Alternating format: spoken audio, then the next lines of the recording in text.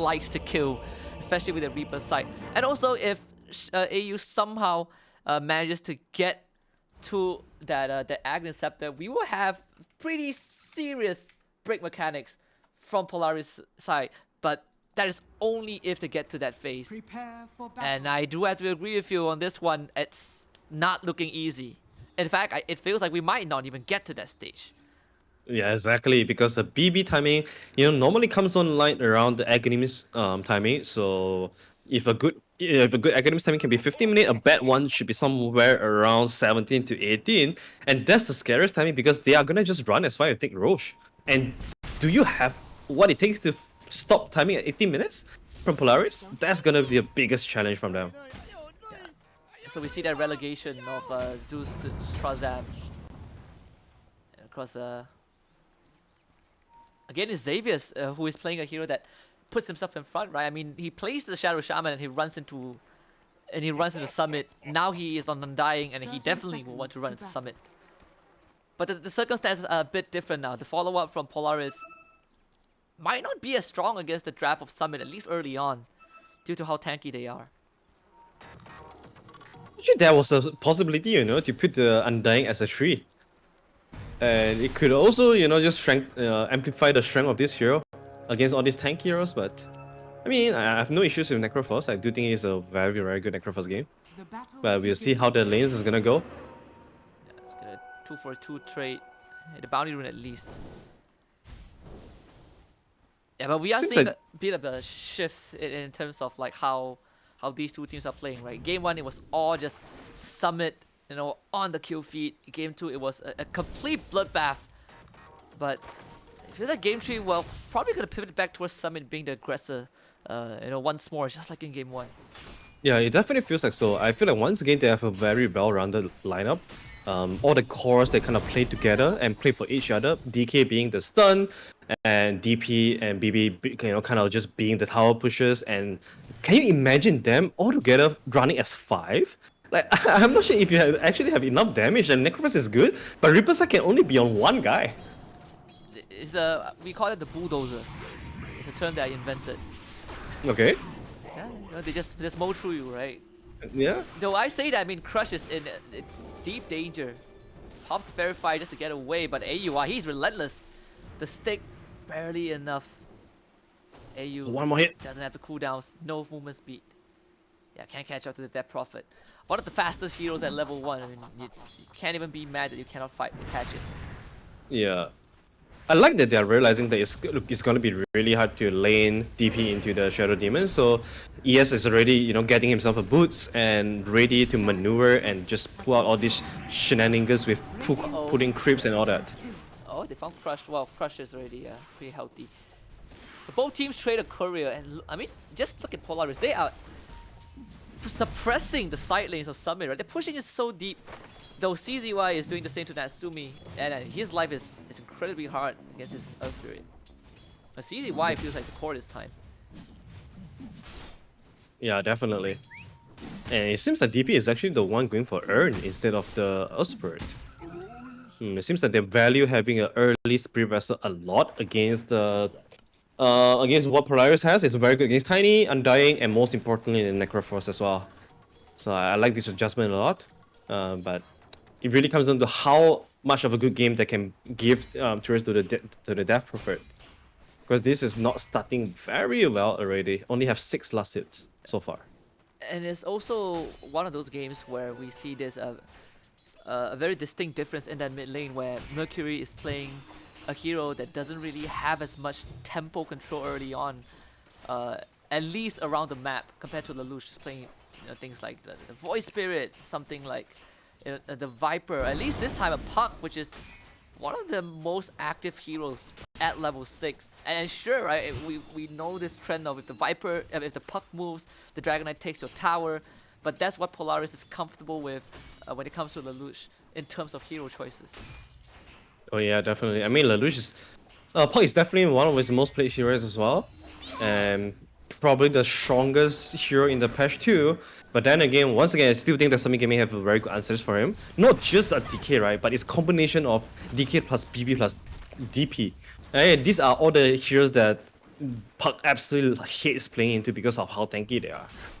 So it's gonna take Puck a lot of successful rotation to kind of find himself a very good advantage to build into the itemization where he has Reach Blade, he has like all the items that he need to dance around and to get to the Zeus, to get to the Earth Spirit and such. Yeah. Well, for the past 2 minutes, we've been seeing Force and Xavier's making sure the Trazem and Unknown can't really walk up. Kind of what you want to achieve, at least on this Undying, with those decay. Some notes are coming back up pretty soon. Another thing that I just realized that is you don't really have a dedicated tombstone hitter on the side of Summit. That is true. Dire's middle tower. Yeah, that's very true. And most of them are pretty slow as well, right? Oh, Actually, BB maybe not slow. It's only DK that is slow. I mean, So- he runs fast, but he doesn't hit fast. Yeah, But he exactly. hits hard. He hits really Yeah. hard. So maybe their I can see their solution to the tomb is just to run from it. But it's always a bit shitty for DK to play into Undying because you want to jump in and then you get trapped by all the zombies and there's no way for you to get out. Yeah, it's like The Walking Dead. Exactly. This lane is so annoying if you are Trazem and Unknown. All things considered, the fact that Unknown still can get some farm in, get the soul ring at least, is pretty well. But if you are Force, you are really happy with this game state. He is so close to that vessel. Whoa, AU grabbing the first blood up top onto CZY. That is something we did not expect. Yeah, that is a level 2 Shadow Poison, so a lot of damage coming in to someone like the Earth Spirit. So very well done coming out from Polaris this time. And bottom side, the TP coming out from CZY. Yeah, trying to look for Xavier. He has used that Soul Ripper already and no one charges. Do they see him though? No, they don't. Oh, he ran away just in time. Wait, he ran back though. Okay, so CZY Do they have only vision? level 2, so the CD on rolling border is quite long. Yeah, It's they actually a don't have 16 vision second on CD. him. Yeah. That guy's a magician. He knows exactly the vision range of Is under attack. the heroes on the side of a Summit. But we're seeing that Dragon use out. Lelouch TP straight into a Dragon Tail to get a stun off. Not that it matters too much, but Oh, CZY? Tower taking damage. Actually, my guy. CZY. Oh boy. 3D low. But at least Mercury, has been starting to put on that pressure with that Dragon form. And that's what we expect. Bottom lane though, I'm not sure that's going to be that lucky for Unknown. He wants to hit the tombstone, but here comes the zombie horde. Unknown. Yeah, no way out. And Force just heals back up to full health. He's going to run away. Both teams are using the catapult pretty well, but I would say that Polaris definitely, getting a kill. Uh-oh. Oh, this is where DP is gonna make a rotation. The TP! Oh, smart. Lovely. Smart TP. It's not just him being smart with the TP, it's also how the Necrophos looks when he TPs. He just spreads his arm and he's like, It's come like get me. taunting you while he's TPing, it's even worse. Like Yeah, bringing you the emotional damage. Yeah, that's a 2-in-1. Exactly. It already stings when someone TPs out in front of you. It stings more when the hero himself is like, Haunting come you. get me. Yeah. Come Oh, get me. but this TP from DP is so good for Tiny, and all of a sudden Tiny, he's not having a fantastic lane, but now he is gonna have a fantastic lane. This is what Summit wants to do, right? Just push this tower, apply pressure, get the Dragon Tail. Good disruption to save Xavier's, and now Dream Coil onto all three of them. And let the DK stack up for Xavier's. Everyone on the side of Summit is slow. The brief fire not finishing off Xavier's. Mercury now on the run. And no one on Summit Gaming goes down. But the better thing is that Polaris saves everyone. Oh, hold on, if you look at Xavier's, Trazam is here. Oh, Xavier's is able to walk away with a slew of HP. But that was a pretty good combo. It was 3-man coil into a lot of poison, shadow poison stacks into a 3-man decay. Unfortunately, there wasn't a tombstone, otherwise it could look a lot better. Oh, Trazam. Ui. Can he finish this off? I think he has a damage. Oh no, the Soul Rip changes that. Oh boy. Xavier's! Again. How many times has How many this times man... have we seen Exactly. this guy? He does not die. This guy he refuses to die. He's breaking records every game, right? Just surviving on the lesser and lesser HP. That's true, actually. Like, this man is on a challenge. Right? He went into the fight with like 100 HP and he left the fight with 100 HP. Man, this man, like, he's still playing around. Surely he's gonna die, right? Well, I mean, he's Oh. not gonna die to CZY, but they see him and there's nothing they can do about it. Not when the Necrophos is around, that's for sure. They bring in the Prophet though. The Death Prophet. Soul Cypher is here, get the Exorcism. Force is still waiting. Oh, the body block, invisible body block. And Force is like, what is happening? Uses the wand, heals up a bit, the Death Pulse is out again! And the Reaper What? side to execute Crush. And they took a bit too long. The body block now comes up for Lelouch. And Xavier, he's been dancing for quite a while, but Lelouch will claim that one. Okay, that was a little bit of a plot twist, I have to say. It looked very good for the DP for a second because of the invisible block, and then all of a sudden he just got hit by the Reaper side. I was thinking if it would be better if CZY just throws out his own damage as well, but definitely that body block. Oh, Disruption is there, the full combo. He might have armor, but he definitely doesn't have that magic resist yet. I mean, Lelouch is having a fantastic game. Yeah, I That mean, is the Polaris, prophecy. they are bringing in the numbers this game. Like, this is something that they are lacking in the previous losses, where everyone just playing for themselves. But this time, it's a 5-man rotation in 9 minutes and a half. Bristleback forced off his own jungle. And we thought that Summit is running a death ball comp, but I mean, Polaris is death balling them before they can death ball. Oh, They Nasumi? want to do this on Nasumi, Avalanche, and Xavier's. Where did you come from? He was hiding somewhere and fast fingers from Lelouch, and now it's Xavier's turn to show Crush how to body block and Lelouch mega Q streak. And this is just 10 minutes in. It's not over yet. Like, Xavier is trying to run again. Surely he goes down, right? Yeah, he's no mana. Alright, right. He is finally dead. Well, maybe not. He still has the 1 charges. Okay, yeah, didn't get the pop in time. So not expecting the brief fire to hurt so much. But that's 4 Well, members and a team. Yeah, at least it's forcing the enemy to work for it. And, you know, meanwhile, Necrophos is having an entirely free lane for himself. Taking the mid tower and taking the bottom tower. Has a 10.5-minute Spirit Vessel right now. So, you better not die around the Necrophos, otherwise, you're gonna be feeling like Spirit Vessel charges, and that's gonna be quite a nightmare to all the heroes on the Summit side. And I feel like this also completely diminishes the value of that Spirit Vessel on that Death Prophet. I was like, sure, she doesn't even have a Spirit Vessel yet. And that makes it even worse because the Necrophos is having such a good game. And now he's going to be able to use the Spirit Vessel to better efficiency. And I'm not sure how CGY can do about this. Wow, that Avalanche is good. You can't just roll in like that. You cannot disrespect Natsumi. And Asumi is on the track towards his Shadow Blade already, so he's not going for the old school, you know, just nothing but Moon Shard build into the shard. He is actually playing a more active role right now. Not even, you know, willing to finish off this big item first and get into a pretty early Silver Age timing. I think that's gonna be the winning condition for them.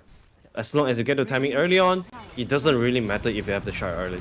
There's a dagger on the Dragon Knight, but can they get to the backline though? Can they get the jump? And here he comes. Mercury is dead. No disruption on AU for now. And Magnetize also torn out. CZY punched to death. They also dropped the Thunder God's Wrap, and Mercury is in danger though.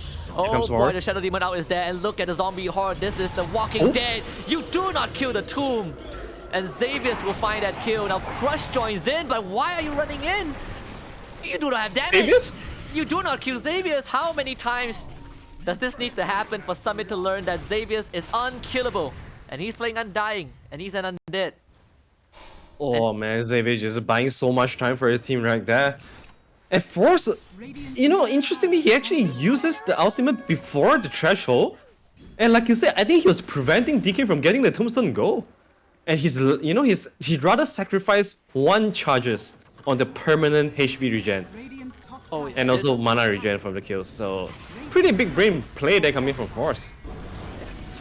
Well, finally they get rid of Xavier's. That took a lot out of Summit. 4k gold lead for Polaris. That's a net worth of a 1,000 gold advantage. A bit more than 1,000 gold earned for Polaris Esports. So all things considered, Summit now knowing that there's no big ultimates on the side of Polaris and now mounting a response. They want to get this tower down, but they do not have the Dragon Form. They do not have the Exorcism. It's not gonna be easy for that. Force is frontlining for this. Alright, Where are the TP coming TPs? in. There's the Vessel, silence up. They gotta get rid of Force right now. Xavier is here with the Soul Rip. Drop the Tomb into a big coil. Lelouch once more. But they get rid of the Tomb. Xavier's, oh, he's still alive. And Asumi comes in with the Avalanche. Chaos in the top lane. And it's 4 dead again for Summit. That was a beautiful, beautiful bait. And the rest was just in smoke running towards the top lane. And it was into a 3-man coil, into a 3-man avalanche, and a little bit of the tombstone damage. But needless to say, that was very beautifully set up by Force. Yeah. You know, someone had to die for this kind of team fight to happen, and he definitely wasn't afraid to die at all. And that's where we see the effect of who hits the tombstone. And the question and the answer is everyone for Summit tried to hit the tombstone, and they ended up going down, right? And yeah, you got a couple of hundred gold, but not that it matters.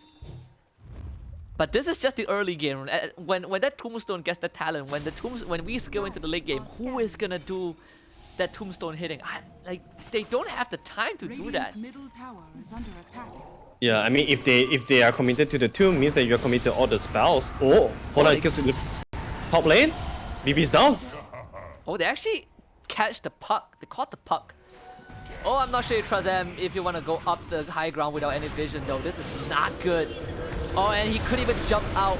You get the science onto Force, though. Can you at least get it off the Necrophos?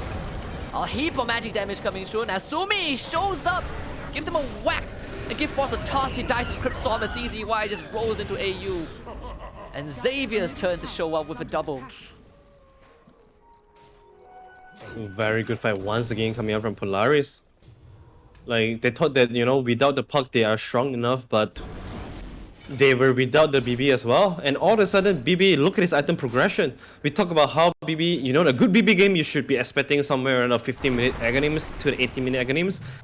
But it's 15-minute right now, and he's just started to build into the Aghanims without a single component. So that's gonna come pretty late. And by the time you have the Aghanims, Tiny would have a Silver Age already. And mid lane. Yeah, but they're gonna try the same thing, but you know, the same trick doesn't work twice. Radiant's top tower is The under save from attack. AU, again, incredible. Even if AU wasn't there, Lelouch will not die in that one rotation. He has to phase shift. This makes things even more complicated. And a coil onto Trazam. I mean, what can you do against this one? You have the magic damage, but it's not enough. CZY is going to be able to roll away. He abandons his teammate, but whoa, no, try to run down Xavier, and here's the tombstone on Xavier. Buy some time, and coming in. Asumi, the Silver Age break, oh boy. And Unknown thought he got Xavier's. But lesson number 1 against Polaris is you do not kill Xavier's. Top tower is falling. Exactly. As Xavier's, at the end of the day, he was just a bait. Like, Xavier's is a bait, Force is a bait. Oh, I say that, but Force, this time around, there's no one, there's no one around him for him to be a bait. Yeah. We just start a charity where we donate $5 every time Xavier survives. You know, to be a good cause. But, I mean, if you walk into Nasumi like that, I don't know what you're expecting. But they're trying to look for a win, and Xavier's this time is going to go down. So I'm going to return. Nayu doesn't really have the cooldowns. It's going to be a very slow death. Nasumi is coming in. Now watch out, Nasumi straight to the back line. Oh boy, just breaks the skill and the armor. And he saves AU. Is under attack. And he saves AU. That was what a play coming out from Tiny, man. He tossed them together and then got the avalanche. And Silver Age now, coming all back of a up. sudden, Oh boy, they're gonna break What? him. That was a little bit Very early, but okay. premature Reaper sight. Yeah, he that deserved was that. that was a very premature represent there. I think Force is getting a very excited there. But damn, this Silver Age timing on the Tiny is doing a lot for them. All of a sudden, they're not that tanky anymore. Not when Nasumi is around. Though, Force are gonna have a pretty rough time. The Tombstone is dropped again. AU with the save, and now they gotta take care of the Tombstone, but I don't think they have time to do so. Look at Xavier's big bad raid boss from another zombie game that I played. They finally get rid of the Tombstone, but Polaris got rid of them. 32 total kills in 18 minutes, Arthur. Yep, Averaging almost a total of 2 kills Under attack. per minute for Polaris alone. it is definitely super action packed, and it feels like Sunmi Gaming, they just keep on banging their hit into the walls. it seems like they are often, forcing fights, but Radiant's middle tower. Polaris, they just have a better start, and this Silver Age timing came in too early. Way too early for their liking. And I think Summit also finally, got super sick of AU. You can see the huge ping of just Shadow Demon is missing, Necrophos is missing. Mid lane, Husky, Unknown, Alright. I'm sorry man, you are not a Dota hero anymore at this point. You are not a Dota hero at all. So you were saying that the bad timing is 18 minutes. Well, guess what? Are scared. We are 19 minutes in and we haven't had a single component. The fact that this Bristol bag went for the hood, that says a lot, because I don't think the hood is a problem. Well, I don't think magic damage is a problem at this point. Tower is under Exactly. Yeah, this is a slaughter. Oh my goodness. Oh, DB is gonna go down as well, and it turns out to be a team wipe, global team wipe, because it happens across the map. Everyone And is doing Nasumi- their own thing. And Nasumi is getting a solo kill. Force is getting a solo kill. This guy is Radiant's boots of bottom travel on tower that is post under Necrophos. attack. Yeah, That's how active they want to be. everyone is having fun on Polaris right now, and like we say, right, like if game 2 you are able to come back in a very nice fashion, it's gonna give you the kind of very positive momentum for you to ride it on, Radiant's middle and it tower definitely is seems like they are riding on it right now. Yeah. And again, the pivot off of that flex pick was so good for Polaris, and it worked out so good for them. Once again, the bait. Tombstone drop. I mean, you cannot kill force. Nasumi is here. As we let the sequence of this team fight play out, I think the result is very clear. Oh, the save And from I think they AU. know it. And I think Summit knows this done and dusted 20 minutes GG. You could not have ended the series in a better way for Polaris. And they all just instantly disconnected. I think they already knew that it was gonna be a last hurrah, and just the Mystic just snowballed way too hard for them. That's a complete smackdown from Polaris Yeah. Esports. I mean, it's no better way to say it. And we thought, we said SMG beat Polaris.